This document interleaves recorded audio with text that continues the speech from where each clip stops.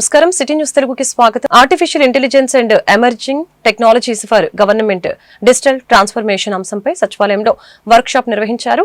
AI emerging టెక్నాలజీల ఆవశ్యకత, పాలనలో వాటి వినియోగం పైన సీఎం చంద్రబాబు ఉన్నతాధికారులకి మార్గనిర్దేశం చేశారు.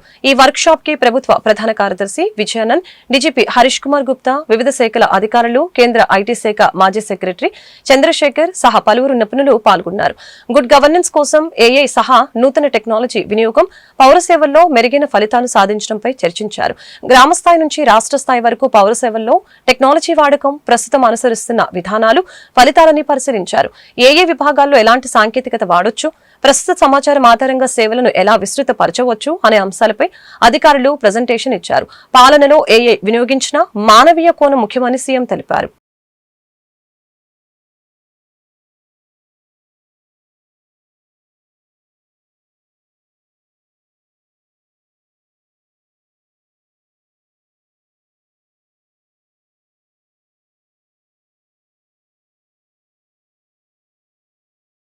పహల్గామ్ ఉగ్రదాడిలో ప్రాణాలు కోల్పోయిన మధుసూదన్ రావు మృతదేహానికి ఉప ముఖ్యమంత్రి పవన్ కళ్యాణ్ నివాళులర్పించారు. నెల్లూరు జిల్లా కావలి వెళ్లి శ్రద్ధాంజలి ఘటించారు. ఆయన కుటుంబ సభ్యులను పరామర్శించారు. అధైర్యపడవద్దని, ప్రభుత్వం తరపున అన్ని విధాలా ఆదుకుంటామని తెలియజేశారు. అంతకుముందు రాష్ట్ర పౌర సరఫరాల శాఖ మంత్రి నాదెండ్ల మనోహర్ కావలి చేరుకుని మృతదేహానికి నివాళులర్పించారు. కుటుంబ సభ్యులను ఓదార్చారు.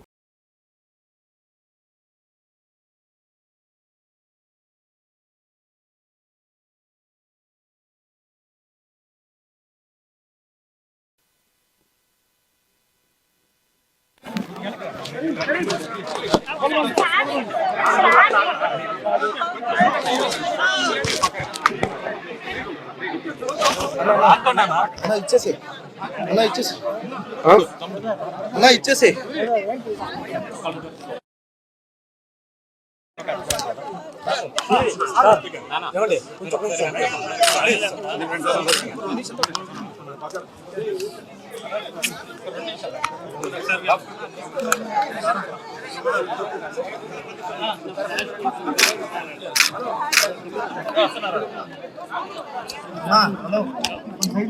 నాకు జరగండి అన్న, కదులుతుందన్న జరగండి.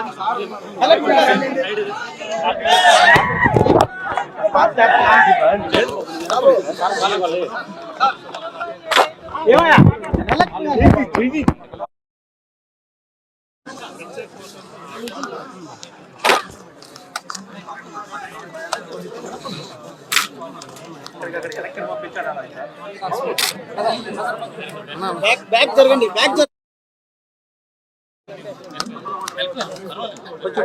జరగండి.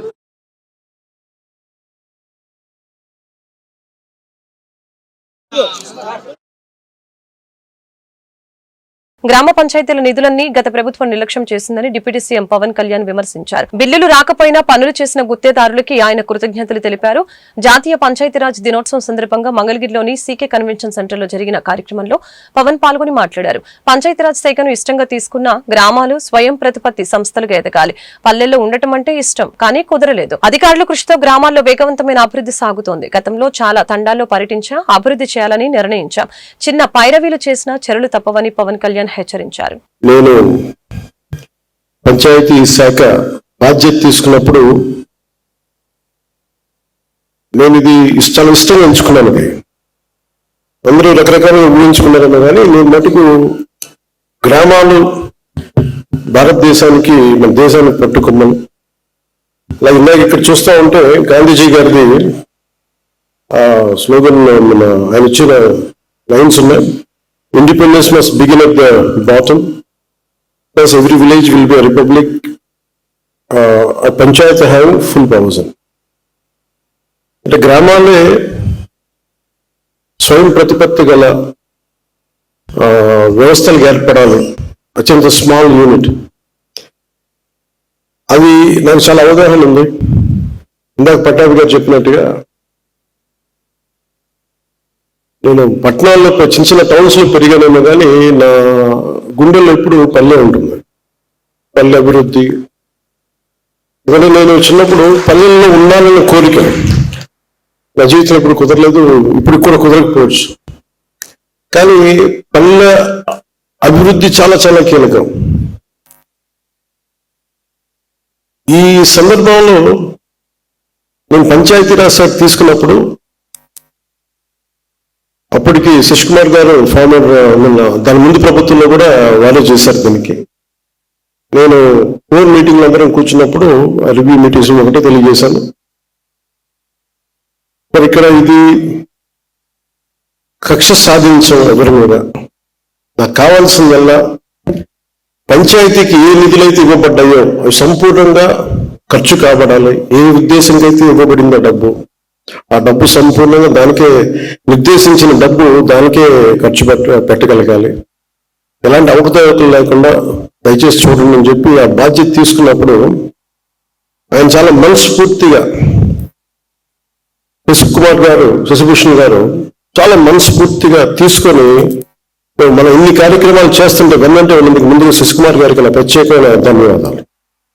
అలాగే ఇక్కడ కేరళ నుంచి మన ఆంధ్ర సేవ చేయాలని చెప్పి వచ్చిన కృష్ణతేజ గారికి, మిగతా ఉన్నతాధికారులందరికీ ప్రత్యేకంగా నా ధన్యవాదాలు తెలుపు. మీరే లేకపోతే ఈరోజు ఇంత విజయవంతంగా ఇంత వడివడిగా రోడ్లు వేయటం నిర్మాణం దగ్గర కావచ్చు, ఫామ్ పాండ్స్ కావచ్చు, నీటి తొట్లు కావచ్చు, గ్రామాల రహదారులు కావచ్చు, ఈ వేదిక పైన కీలకమైన వ్యక్తులు ఎవరి కనుక లేకపోయిన ఉంటే, అలాగే అదే స్థాయిలో కింద గ్రామ స్థాయిలో కూడా వ్యక్తులు బలమైన సమూహం లేకపోయిన ఉంటే ఈ రోజు ఇంత వేగవంతంగా రోడ్లు వేసేవాళ్ళం కాదు, ఎన్ని పనులు చేయగలిగే వాళ్ళం కాదు.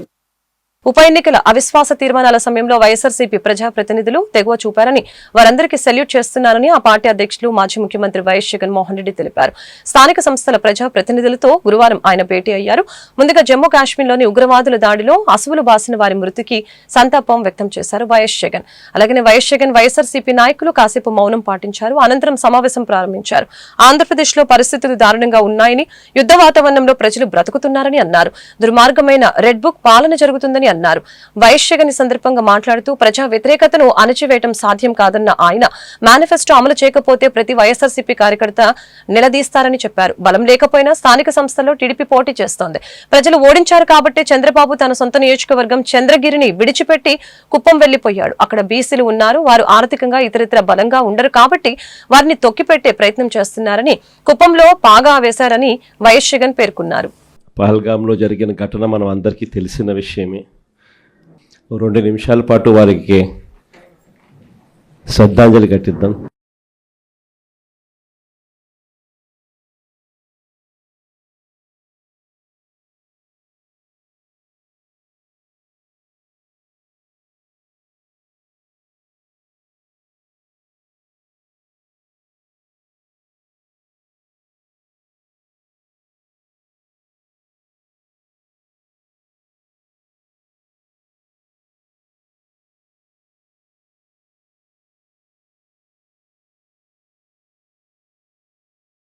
ఈరోజు ఇక్కడికి వచ్చిన తెగు అంటే ఏమిటి, వైఎస్ఆర్ కాంగ్రెస్ పార్టీకి సంబంధించిన కార్యకర్తల్లో తెగు అంటే ఎలా ఉంటుంది అని చెప్పి రాష్ట్రానికి చాటి చెప్పిన నా అక్క చెల్లెమ్మలకు, నా అన్నదమ్ములకు అందరికీ కూడా సెల్యూట్ చేస్తాను. ఎందుకంటే ఈరోజు మనము యుద్ధ వాతావరణంలో ఈరోజు ఆంధ్ర రాష్ట్రంలో ప్రజలు బ్రతుకుతూ ఉన్న పరిస్థితులు కనిపిస్తూ ఉన్నాయి. ఇలాంటి దుర్మార్గమైన పాలన, రెడ్ బుక్ పాలన బహుశా ఎప్పుడు కూడా ఆంధ్ర రాష్ట్రంలో గతంలో ఎప్పుడు చూసి ఉండదు. అలాంటి పరిస్థితుల మధ్య ప్రజాస్వామ్యాన్ని కూనీ చేయడం అంత సులువు కాదు. ప్రజల్లో వ్యతిరేకతను గొంతు పట్టుకొని నలపడం అంత సులభం కాదు. ఇచ్చిన మాటను, మేనిఫెస్టోలో చెప్పిన మాటలను నిలబెట్టుకోకపోతే నీ తోలు తీస్తాం అని చెప్పగలిగిన సత్తా వైఎస్ఆర్సీపీకి ప్రతి గ్రామం నుంచి ఆ కార్యకర్త లేస్తాడు అని చెప్పి చాటి చెప్పాం. మీ తెగువకు మరొక్కసారి సెల్యూట్ చేస్తూ అడుగులు కార్యక్రమాన్ని ముందుకు తీసుకొని పోతా ఉన్నాం. ఆశ్చర్యం కలిగించే విషయాలు. ఎందుకనంటే ఎక్కడ కూడా ఈ జరిగే ఈ ఎన్నికల్లో తెలుగుదేశం పార్టీకి ఎక్కడా కూడా బలం లేదు. ప్రజలు ఓట్లు వేసిన పరిస్థితుల మధ్య వైఎస్ఆర్ కాంగ్రెస్ పార్టీ జెండా మీద, వైఎస్ఆర్ కాంగ్రెస్ పార్టీ గుర్తు మీద గెలిచిన సభ్యులు ప్రతి చోట చూస్తే అసలు తెలుగుదేశం పార్టీ ఎందుకు పోటీ పెడతా ఉంది అని చెప్పి ఎవరికైనా కూడా ఇట్టే అర్థమవుతుంది. ఇక తిరుపతి రూరల్కి సంబంధించి చంద్రగిరి నియోజకవర్గంలో, అంటే చంద్రబాబు నాయుడు సొంత నియోజకవర్గం, చంద్రబాబు నాయుడు ఇల్లు ఎక్కడుందంటే ఇక్కడే, ఇదే చంద్రగిరి నియోజకవర్గంలోనే చంద్రబాబు నాయుడు ఇల్లు. ఆయన మొట్టమొదటిసారిగా చంద్రబాబు నాయుడు గెలిచిందే ఇక్కడే, మళ్ళీ ఓడిపోయింది కూడా ఇక్కడే. అక్కడ బీసీలు డామినెంట్గా ఉన్న ఆ ఏరియాలో బీసీలకు ఇచ్చి సామాజిక వర్గాన్ని పైకి తీసుకొని రావాలి అని చెప్పి ఎవరైనా చూస్తారు, కానీ అక్కడ బీసీలు ఎక్కువగా ఉన్నారు, వాళ్ళల్లో ఆర్థిక స్థితిగతులు సరిగ్గా ఉండవు. ఏలూరు జిల్లా జిలుగుమిల్లి మండలంలోని కాశ్మీర్ పహల్గామ్ లో జరిగిన ఉగ్రవాద దాడిని తీవ్రంగా ఖండిస్తూ నిరసిస్తూ చనిపోయిన వారి ఆత్మకు శాంతి చేకూరాలని జనసేన పార్టీ అధ్యక్షుడు పవన్ కళ్యాణ్ ఆదేశాల మేరకు జిలుగుమల్లి మండల కేంద్రంలో Janasena party, TDP party, BJP party ముఖ్య నాయకులతో, కార్యకర్తలతో పోలవరం శాసనసభ్యులు చిర్రి బాలరాజు కొవ్వొత్తుల ర్యాలీ చేపట్టడం జరిగింది. ఈ కార్యక్రమంలో ఉమ్మడి పశ్చిమ గోదావరి జిల్లా పార్టీ కార్యదర్శి గడ్డమనుగు రవి, జనసేన కార్యకర్తలు కొవ్వొత్తుల ర్యాలీ అనంతరం చనిపోయిన కుటుంబాలకు శాంతి చేకూరాలని 2 నిమిషాల పాటు మౌనం పాటించారు.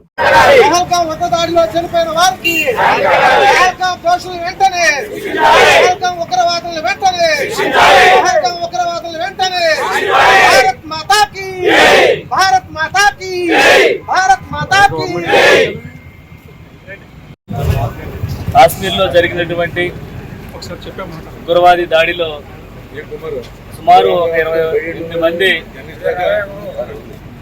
మన భారతదేశానికి చెందినటువంటి వ్యక్తుల్ని దారుణంగా ఉగ్రవాదులు హతమార్చడం జరిగింది.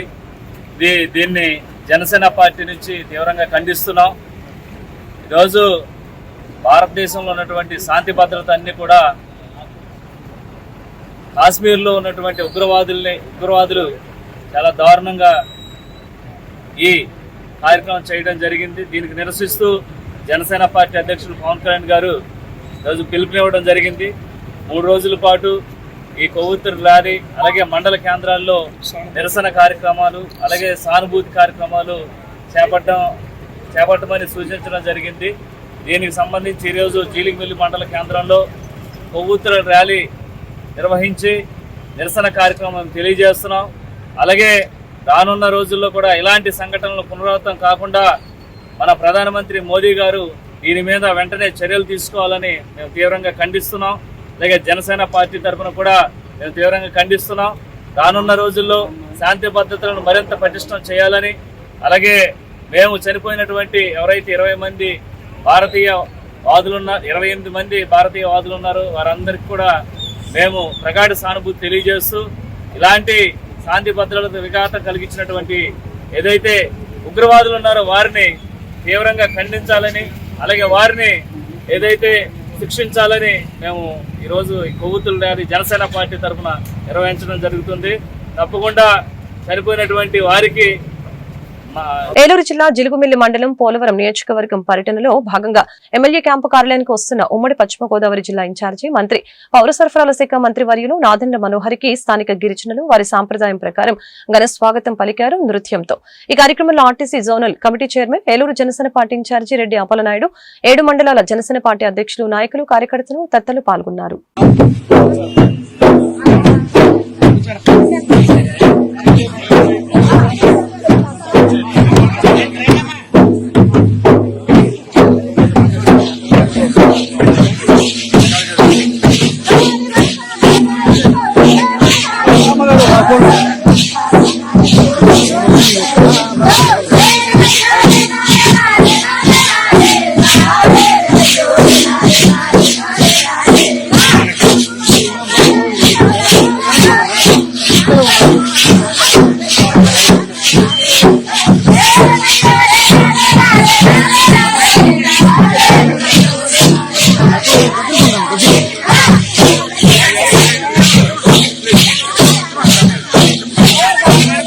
ఏలూరు జిల్లా లింగపాలెం మండలం పుప్పాలవారిగూడెం గ్రామంలో బ్రెయిన్ స్ట్రోక్ తో మంచానికి పరిమితమైన సీనియర్ పార్టీ విధేయులు నిండా జార్జికి చింతలపూడి నియోజకవర్గ శాసనసభ్యులు ఆదేశాల మేరకు వీల్ చైర్ అందించిన నియోజకవర్గ ఎస్ఎస్ఎల్ అధ్యక్షులు పల్లి శ్రీను. ఈ కార్యక్రమంలో గ్రామ పార్టీ అధ్యక్షులు మండవ ప్రసాద్, కూటమి నాయకులు తొమ్మిరెండు మల్లయ్య, కొల్లి ప్రసాద్, చింతలపూడి సరయ్య, మేరుగా యేసుబాబు తదితరులు పాల్గొన్నారు.